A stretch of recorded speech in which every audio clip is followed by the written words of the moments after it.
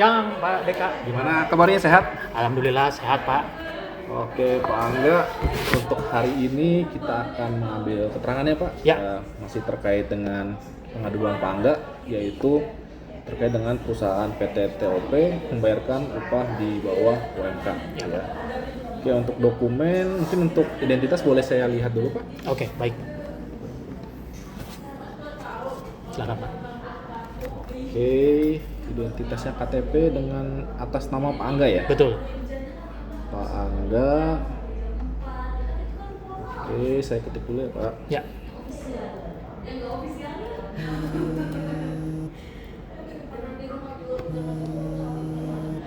Oke, ini saya kembalikan. Ya. Coba kita mulai aja ya. Ya.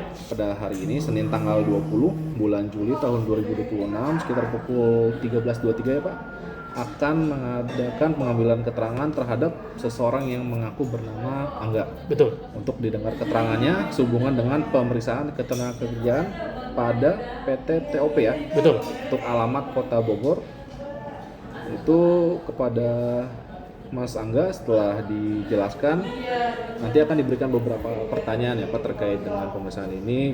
Mohon dapat dijawab dengan sebaik mungkin ya Pak. Baik. Oke. Yang pertama, apakah saudara dalam keadaan baik sehat jasmani maupun rohani? Alhamdulillah saya sehat jasmani dan rohani Pak. Oke, alhamdulillah. Untuk diketahui sebelumnya ya Pak, bahwa saudara dimintai keterangan sehubungan dengan pemeriksaan ketenagakerjaan pada PT TOP. Apakah saudara bersedia memberikan keterangan yang sebenar-benarnya kepada pemeriksa? Ya Pak, siap bersedia. Oke, mungkin bisa dijelaskan Pak terkait dengan riwayat hidup dan riwayat pekerjaan saudara di PT TOP. Oke, baik Pak Deka, nama saya Angga. Saya lahir di Bandung 1 Januari 1990. Kemudian kalau ditanya riwayat pekerjaan, saya mulai bekerja di PT TOP sejak tahun 2009 sampai dengan tahun 2025 Oktober. Nah, kemudian pertama kali saya masuk di TOP, saya bekerja sebagai staf penjualan, dan dari 2009 sampai dengan tahun 2025 saya tidak berganti-ganti jabatannya Pak, tetap di staf penjualan dari 2009 sampai dengan 2025. Oke. Jadi untuk PT TOP sendiri bergerak di bidang apa ya Mas? Untuk TOP ini bergerak di bidang distributor regulator gas Pak, dengan mereknya itu ya TOP. Oke. Berarti untuk jabatan Anda di PT TOP sebagai Staf penjualan. staf penjualan ya. Oke. Itu untuk tupoksinya sendiri Pak sebagai staf seperti apa? Untuk staf penjualan, jadi saya yang handle, yang mengurus berkaitan dengan penjualan produk-produk kami Pak. Jadi dari customer misalkan beli produk kami, kemudian saya yang bahasanya yang handle semuanya, mulai dari mengeluarkan invoice gitu ya, kemudian invoice tersebut saya sampaikan ke pihak customer, kemudian juga saya yang berkomunikasi dengan customer ketika misalkan ada kendala teknis dan lain sebagainya, sampai nanti saya juga harus memastikan bahwa pembayaran yang dilakukan customer ini masuk ke kami, dan kemudian pembayarannya saya sampaikan kepada atasan gitu Pak. Selain itu juga sebagai staf penjualan, saya juga ada tugas tambahan, yaitu memasarkan produk-produk kami juga. Mungkin itu Pak. Oke. Lumayan banyak ya untuk Lumayan Pak. Oke, berarti untuk atasan saudara saat ini siapa Pak? Atasan saya bernama Pak Amazon Pak. Oke, Pak Amazon ya. Ya. Atasannya sebagai Pak Amazon sebagai head supervisor.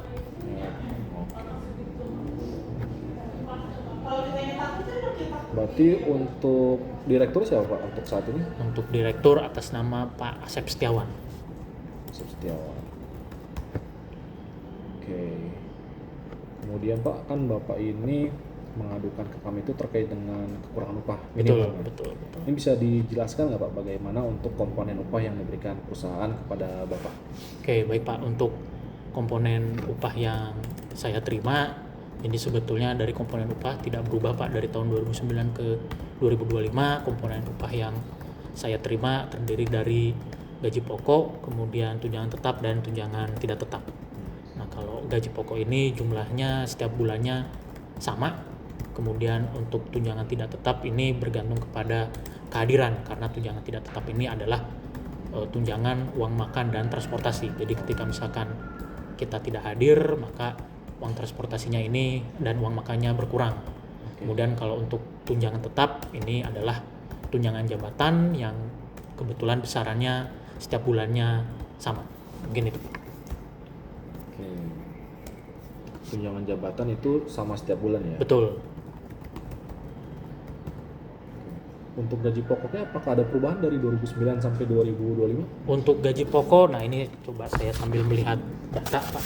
Nah ini untuk datanya, untuk datanya ini dari tahun 2009 sampai tahun 2025 ini memang ada perubahan Pak, namun perubahannya ini untuk gaji pokok sangat kecil sekali. Nah ini kalau kita lihat atau dari slip gaji yang saya punya untuk tahun 2009 gaji pokoknya ada di angka 800.000 ini Pak. Kemudian kalau misalkan kita agak loncat ke tahun 2014 begitu ya, untuk gaji pokok ini 1 juta Pak. Jadi ini 5 tahun hanya bertambah 200.000 saja Pak untuk gaji pokok, padahal untuk angka UMK sendiri ini peningkatannya lumayan Pak. Mungkin saya tidak hafal untuk UMK-nya, yang jelas di bawah UMK. Kemudian kalau kita maju lagi ke tahun 2020, bahkan ini dari jumlah gaji pokok ini masih sama Pak, 1 juta rupiah.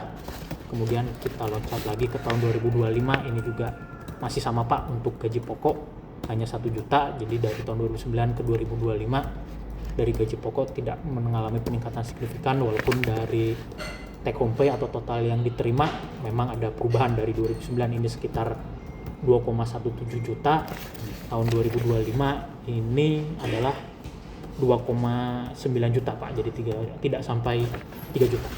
Mungkin itu Pak berkaitan dengan upah yang saya terima. Mungkin bisa saya lihat untuk slip gaji. Pak, ini untuk datanya sudah sangat lengkap Pak, saya mengumpulkan dari tahun 2009 sampai dengan 2025. Oke.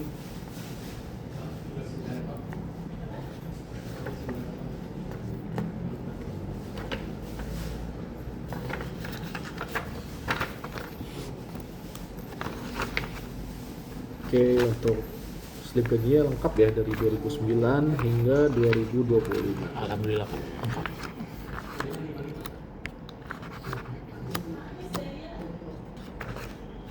Oke. Oke, kemudian untuk kebijakan pengupahan sendiri Pak di perusahaan Bapak itu siapa yang punya kewenangan untuk terkait dengan menentukan nominal upah di perusahaan Bapak? Kalau setahu saya yang berwenang menentukan nominal upah adalah Pak Direktur, tadi Pak Asep sekaligus sebagai pemilik Pak. Jadi memang karena beliau sebagai pemilik, segala kebijakan upah ini berdasarkan kewenangan atau arahan dari beliau Pak. Jadi berkaitan dengan siapa yang diberikan kenaikan gaji, jumlahnya berapa, ini langsung dari Pak Asep Setiawan. Oke. Kemudian saudara punya perjanjian kerja dengan perusahaan? Nah itu dia Pak, untuk perjanjian kerja ini dari perusahaan tidak ada Pak, hanya lisan saja begitu. Tidak ada perjanjian kerja? Tidak ada Pak. Tidak. Sejak 2009 tidak ada perjanjian Sejak kerja? Sejak 2009 ya? Tidak ada perjanjian kerja. Oke, berarti Bapak di PHK sejak bulan Oktober 2025 Pak. Oktober 2025, dengan Betul. alasan apa kalau dari perusahaan? Dengan alasan yang mungkin sering Bapak dengar, asalnya efisiensi Pak. Efisiensi, gitu. ya. Namun dari alasan efisiensi tersebut, kalau misalkan memang ada hak-hak saya yang diberikan, tentu saya akan terima dengan baik. Namun di sini tidak ada Pak. Begitu, saya sudah menuntut juga, tapi dari perusahaan ini tidak ada itikat baik untuk melaksanakan. Berarti untuk uang pesangon juga belum diberikan? Uang pesangon belum Pak, belum diberikan. Yang Bapak ketahui nih untuk kondisi saat ini seperti apa perusahaan? Kondisi perusahaan sebenarnya ya kalau saya lihat, saya tidak memungkiri memang kondisi penjualan menurun Pak. Gitu. Namun kalau misalkan ini dari penglihatan saya Pak, kalau dari penglihatan saya memang menurun, tapi seharusnya untuk membayar pesangon, kemudian mungkin untuk menaikkan gaji sampai dengan UMK agak sulit, tapi seharusnya ada kenaikan gaji yang signifikan. Saya rasa seharusnya perusahaan masih mampu di tengah kesulitan daripada perusahaan. Oke, apakah ada keterangan lain yang ingin disampaikan Pak atau ditambahkan kepada pemeriksa? Mungkin tidak ada, paling saya hanya ingin berpesan saja Pak untuk perhitungan penetapan kekurangan upah ini mohon untuk bisa dikeluarkan atau dibuat dengan sebaik-baiknya Pak, dibuat dengan sesuai dengan ketentuan peraturan perundang-undangan, karena tadi seperti yang saya sampaikan, melihat gaji pokoknya saja tadi dari tahun 2009 sampai 2025 ini hanya mengalami kenaikan Rp200.000 Pak. Nah ini tentu dari nilainya sendiri sangat jauh dari upah minimum atau UMK gitu ya. Kemudian sebagaimana kita tahu rata-rata di Jabodetabek ini kan UMK sudah kena angka 5, sedangkan total pendapatan saya saja tidak sampai 3 juta. Mungkin itu Pak untuk bisa diperhitungkan dengan baik sehingga semoga saya bisa mendapatkan hak-hak saya. Mungkin itu Pak. Oke, dalam pemeriksaan ini apakah saudara merasa ditekan oleh pegawai pengawas? Tidak Pak. Tidak. Oke. Apakah saudara bersedia untuk diperiksa kembali apabila ada keterangan lain yang perlu ditambahkan? Siap, bersedia Pak. Apakah semua keterangan yang saudara sampaikan sudah sesuai dan benar? Sudah sesuai dan benar. Oke, nanti untuk berita acara ini akan di-print dan setelah di-print mangga untuk dicek kembali ya untuk setiap pertanyaannya dan jawabannya seperti apa. Kalau emang ada perubahan atau ada yang tidak sesuai di berita acara bisa disesuaikan, baik itu dicoret ataupun dibicarakan langsung secara lisan kepada saya. Baik Pak. Jadi untuk berita acara ini nanti akan dijadikan sebagai dasar perhitungan kami ya Pak. Nanti akan kita cek kembali apakah memang dari perusahaan itu betul sudah wajib membayarkan upah di UMK. Baik. Itu kita harus lihat lagi dari skala usahanya seperti apa. Nanti juga kita harus sandingkan dengan data ini dengan data peraturan gubernur terkait dengan UMK di setiap tahun. Baik. Kemudian juga untuk kekurangan upah ini sebenarnya di Undang-Undang 13 2003 ini dibatasi Pak untuk di 2 tahun. Cuman ternyata ada putusan MA yang menyatakan bahwa untuk kekurangan upah ini nggak ada kadaluarsanya. Dimana untuk perhitungan ini dapat dimulai sejak November 2011 gitu. Nanti akan saya buatkan dulu, akan saya hitung dulu seperti apa untuk kekurangan upahnya. Nanti kalau sudah selesai akan saya buatkan penetapan kepada perusahaan dan nanti akan saya sampaikan juga ke Bapak semua. Baik Pak. Oke, mungkin seperti itu. Ada yang mau ditanyakan kembali? Sudah cukup Pak. Oke, untuk sementara kita sudahi dulu ya untuk pengambilan berita acaranya. Setelah saya print nanti untuk dicek dan ditandatangani. Baik. Seperti itu.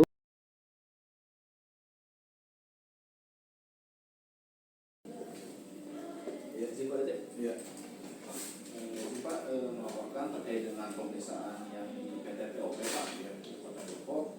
Kemarin sudah kita lakukan pemeriksaan Pak di tanggal 7 Mei, 4 Juni dan 19 Juni Pak terkait dengan kekurangan upah di bawah UMK sejak tahun 2009 sampai 2020. Dan kita sudah mengambil keterangan juga Pak ke pihak perusahaan bahwa mereka juga mengamini Pak terkait hal tersebut bahwa untuk gaji pokok yang mereka berikan kepada perusahaan, kepada tenaga kerja itu ada di nominal 1 juta per bulan. Mungkin yang berbedanya itu ada di tunjangan kita Pak.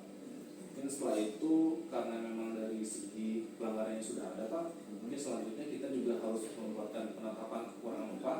Itu dari situ kita harus mengambil keterangan juga Pak, karena memang dari pihak perusahaan tidak memiliki data, maka ya salah satunya kita mengambil keterangan dari pihak tenaga kerja Pak. Ini untuk dijadwalkan sekitar minggu depan di bulan Juli Pak. Mungkin ada arahan selanjutnya dari Pak Direk. Mungkin nanti untuk permasalahan ini dipastikan nih untuk NIP-nya perusahaan apakah skalanya menengah besar, karena ini ketentuan untuk memastikan bahwa perusahaan wajib untuk membayar upah sesuai dengan ketentuan. Setelah itu sudah pasti bahwa perusahaan kewajiban membayar upah sesuai dengan UMK, maka langsung diminta keterangan lah untuk pihak karyawannya agar mendapatkan bukti-buktinya yang sudah pasti, dan kalau sudah mendapatkan data itu agar dibuatkan draft penetapan kekurangan upah. Mungkin seperti itu ya. Siap Pak, insya Allah akan saya kerjakan. Ya, mohon dukungannya juga Pak. Ya, siap. Terima kasih Pak. Ya.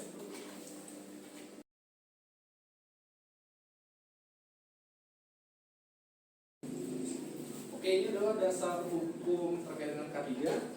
Yang pertama tentunya dasar hukumnya ada di Undang-Undang Dasar Negara Republik Indonesia tahun 1945 pada pasal 27 ayat 2 yang menyatakan bahwa setiap warga negara Indonesia berhak atas pekerjaan dan penghidupan yang layak bagi manusia. Di ini ya, kalau ada yang menanyakan apa sih dasar hukumnya Undang-Undang 170 atau dasar hukumnya Undang-Undang 13 2003 tentang kerjaan, itu ada di Undang-Undang Dasar. Jadi semua ketentuan undang-undang itu pasti majunya ke Undang-Undang Dasar, lalu diturunkan dalam undang-undang selanjutnya. Kemudian dari Undang-Undang Dasar ini diturunkan ke Undang-Undang Nomor 13 Tahun 2003 tentang Ketenagakerjaan. Sudah pernah ada yang membaca? Sudah pernah mendengar gitu ya terkait dengan Undang-Undang 13 2003? Itu khususnya di pasal 86, yaitu yang menyatakan bahwa setiap pekerja atau buruh mempunyai hak untuk memperoleh perlindungan atas salah satunya adalah keselamatan dan kesehatan kerja. Setelah dari undang-undang ini baru diturunkan lagi ke Undang-Undang Nomor 1 Tahun 1970 tentang keselamatan kerja. Jadi kalau kita lihat dari sini kan dari tahun 45 kok tiba-tiba ke 2003, kok tiba-tiba ke 1970, apa nggak kebalik gitu ya? Karena kan nggak mungkin ya mengacunya ke 2003 dulu baru ke 1970 kalau secara tahunnya ya. Ternyata sebenarnya untuk Undang-Undang 13 2003 ini sebelumnya sudah ada yang mengatur di Undang-Undang 14 tahun 1969 tentang ketentuan pokok mengenai ketenagakerjaan, kemudian baru diubah menjadi Undang-Undang 13 tahun 2003 tentang ketenagakerjaan. Dia tadi untuk di pasal 86-nya disebutkan bahwa setiap pekerja atau buruh mempunyai hak untuk memperoleh perlindungan atas keselamatan dan kesehatan kerja. Mana di pasal 2-nya, di ayat 2-nya disebutkan bahwa untuk melindungi keselamatan pekerja guna mewujudkan produktivitas kerja yang optimal diselenggarakan upaya keselamatan dan kesehatan kerja. Mana untuk perlindungan sebagaimana dimaksud diatur sesuai dengan ketentuan perlindungan yang jadi tadi nanti setelah ada di Undang-Undang 170 tentang keselamatan kerja nanti akan ada beberapa ketentuan peraturan turunannya.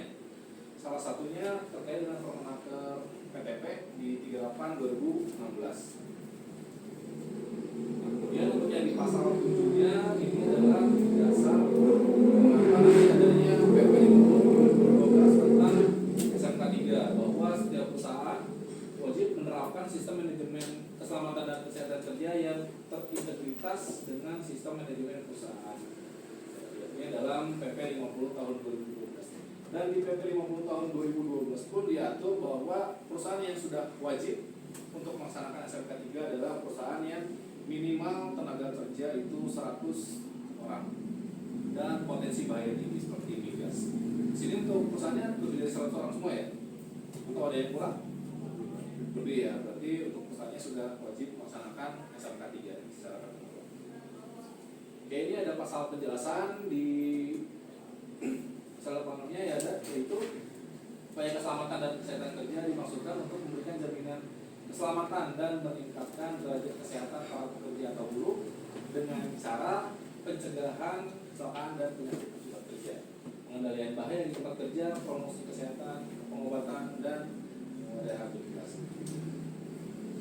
Ya, kalau dibuatkan juga secara umum, yang pertama tadi ya, yaitu pelindungan terhadap tenaga kerja yang berada di tempat kerja agar selalu terjamin keselamatan dan kesehatannya sehingga dapat diwujudkan peningkatan produksi dan produktivitas kerjanya. Jadi yang pertama itu adalah tenaga kerjanya atau pekerjanya yang harus dilindungi. Kemudian yang kedua ada perlindungan setiap orang lainnya yang berada di tempat kerja agar selalu dalam keadaan selamat dan sehat.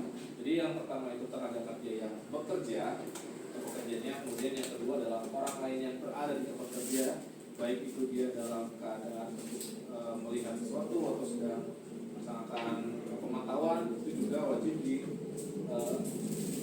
selama kerjanya wajib dilindungi oleh perusahaan. Kemudian yang ketiga adalah perlindungan terhadap bahan dan peralatan produksi agar dapat dipakai dan digunakan secara aman. Jadi kurang lebihnya untuk tujuan K3 ini tiga ya, melindungi tenaga kerja, melindungi orang lain, kemudian melindungi bahan dan alat produksi.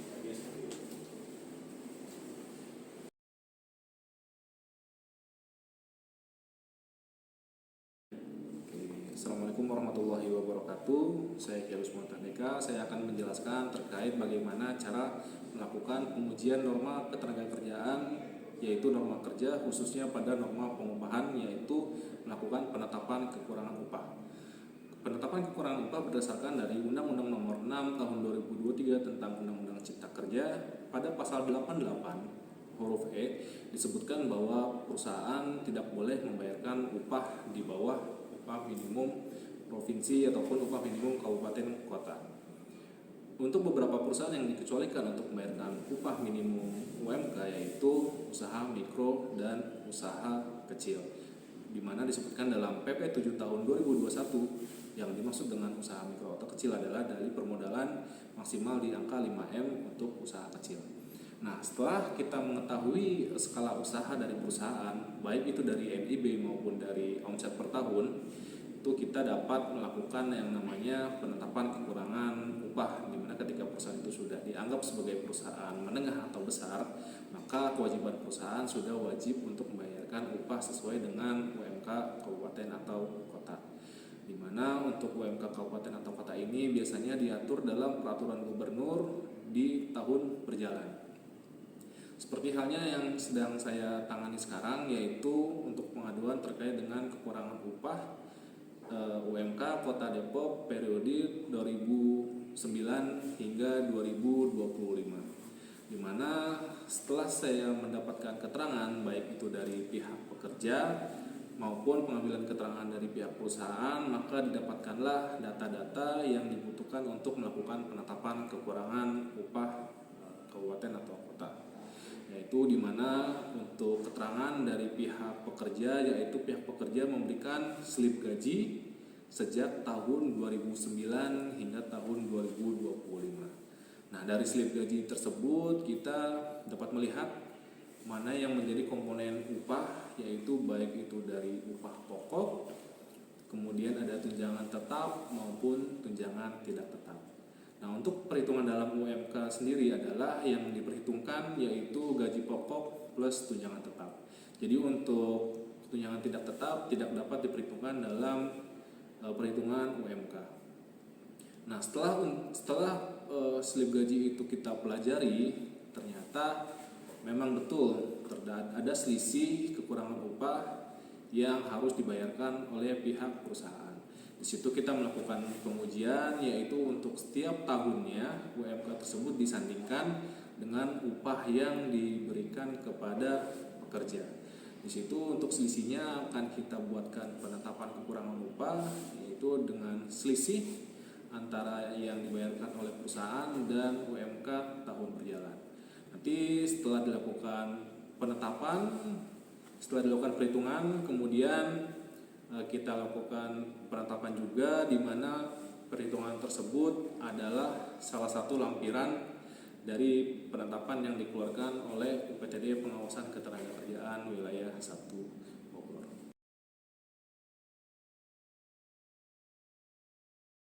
Pak, ya, sesuai dengan arahan yang kemarin Pak, terkait dengan perhitungan dan penetapan pembayaran upah yang Bapak sampaikan kemarin, bahwa untuk NIB sudah kita pastikan Pak untuk skala usahanya itu menengah atau besar. Jadi dari cek NIB-nya, dan untuk pengambilan keterangan juga sudah dilakukan Pak terhadap tenaga kerja, yaitu untuk slip gaji yang dibuktikan oleh tenaga kerja itu mulai dari 2009 Pak sampai 2025. Berhubung dengan ada putusan MA Pak, maka untuk perhitungan dan penetapannya mulai dihitung sejak November 2011. Jadi setelah diambil keterangan Pak di pekerja, dan untuk perusahaan juga sudah diambil keterangan, namun sampai batas waktu yang ditentukan tidak memberikan data Pak. Jadi kita anggapnya data dari tenaga kerja itu yang diambil langsung. Jadi setelah dihitung Pak, ini untuk total kekurangan upahnya ada di sekitar 215.229.247 dengan periode sejak 2011 hingga 2025 Pak. Jadi kita breakdown dulu Pak untuk upahnya, mana yang gaji pokok, mana yang tunjangan tetap dan tunjangan tidak tetap. Nah, untuk yang tunjangan tidak tetapnya tidak kita perhitungkan Pak dalam UMK. Kemudian kita sandingkan Pak, kita bandingkan setiap pergubnya untuk setiap tahunnya dari 2011 hingga 2025. Mungkin untuk lampirannya bisa dilihat Pak, sudah saya buatkan untuk per lembarnya. Jadi sudah dibuat per bulan ya. Sudah dibuat per bulan Pak. UMK-nya juga sudah dilihat ya, udah setiap tahunnya kan pasti berbeda tuh. Betul. Sudah disesuaikan dengan pergub setiap tahunnya. Sudah disesuaikan, oke. Tetap. Kalau perhitungannya ini dari gaji pokok dan tunjangan tetap ya. Betul Pak. Dikurangi dengan UMK seperti 2017 ini bulan Februari, berarti kekurangannya sekitar 597.489.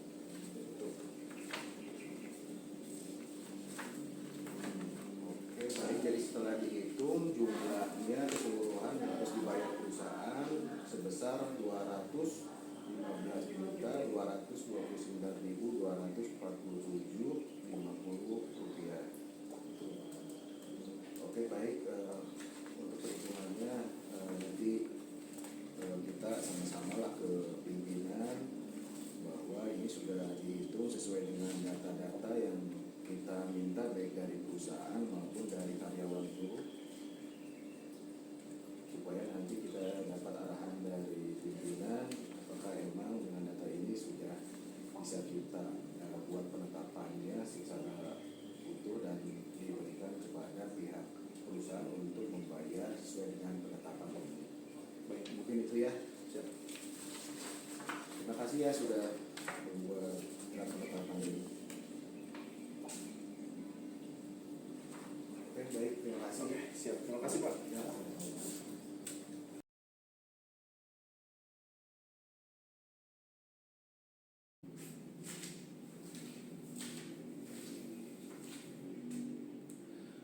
Menurut Komisi Pemberantasan Korupsi, perilaku korupsi merupakan penyalahgunaan kekuasaan, jabatan, atau wewenang untuk memperoleh keuntungan pribadi, orang lain, atau kelompok yang mengakibatkan kerugian bagi masyarakat maupun negara.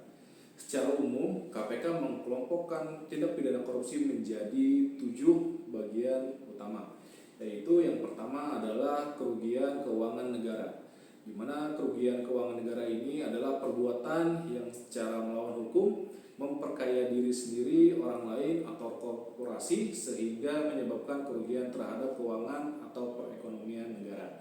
Kemudian yang kedua adalah suap penyuap, yaitu memberikan atau menerima uang, barang, hadiah, komisi, atau janji dengan tujuan mempengaruhi keputusan atau tindakan pejabat tertentu.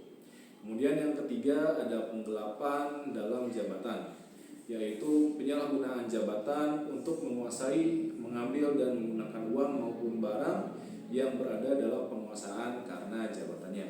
Kemudian yang keempat ada pemerasan, yaitu pejabat atau penyelenggara negara yang memaksa seseorang memberikan uang, barang, atau keuntungan lain dengan menyalahgunakan kewenangannya. Kemudian yang kelima ada perbuatan curang, yaitu tindakan yang dilakukan dengan cara tidak jujur atau manipulatif seperti kecurangan dalam pengadaan barang dan jasa atau pelaksanaan pekerjaan yang merugikan negara. Kemudian yang keenam ada benturan kepentingan dalam pengadaan, yaitu ketika pejabat yang terlibat dalam proses pengadaan memiliki kepentingan pribadi sehingga proses menjadi tidak objektif dan merugikan negara. Dan yang terakhir gratifikasi, di mana gratifikasi adalah pemberian dalam arti luas kepada pegawai negeri atau penyelenggara lainnya seperti uang, hadiah, diskon, tiket perjalanan, fasilitas, atau bentuk pemberian lainnya yang berhubungan dengan jabatan dan berlawanan dengan kewajiban atau tugasnya. Gratifikasi tertentu wajib dilaporkan kepada KPK. Dalam melaksanakan tugas pengawasan ketenagakerjaan, hal yang paling memungkinkan terjadi di lapangan adalah gratifikasi seperti video berikut ini. Selamat siang Mas. Selamat siang Pak. Silakan. Siap, terima kasih Pak. Oke, dengan Mas. Betul Pak. Oke, hari ini kita akan melakukan pemeriksaan ya Mas. Yang sudah kita jadwalkan sebelumnya. Ya, Pemeriksaan akan kita mulai. siap Pak.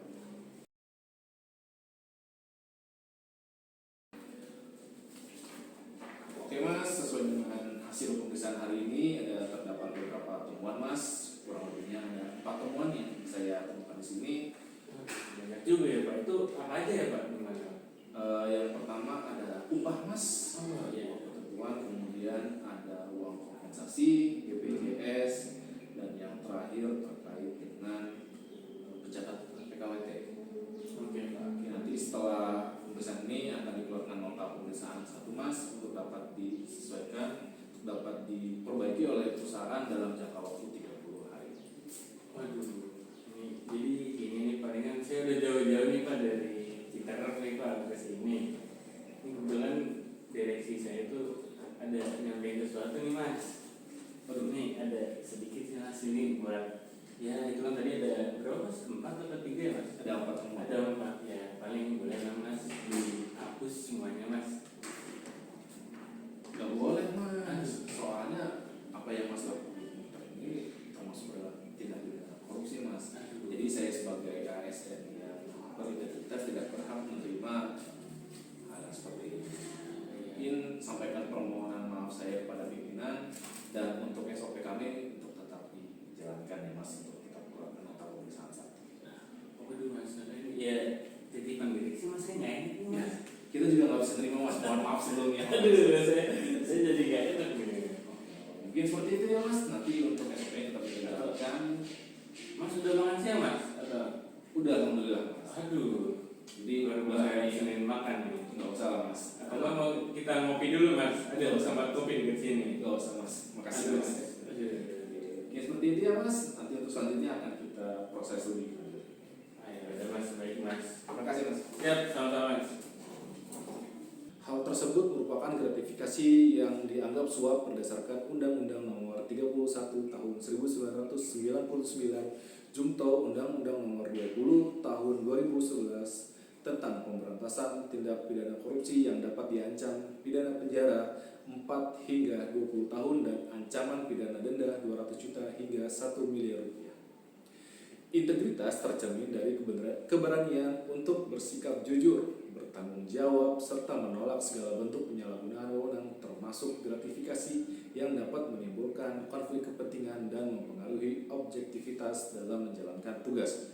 Meskipun sering dianggap sebagai bentuk ucapan terima kasih, gratifikasi yang berkaitan dengan jabatan dan bertentangan dengan kewajiban dapat menjadi pintu masuk terjadinya korupsi apabila tidak ditolak dan dilaporkan sesuai dengan ketentuan.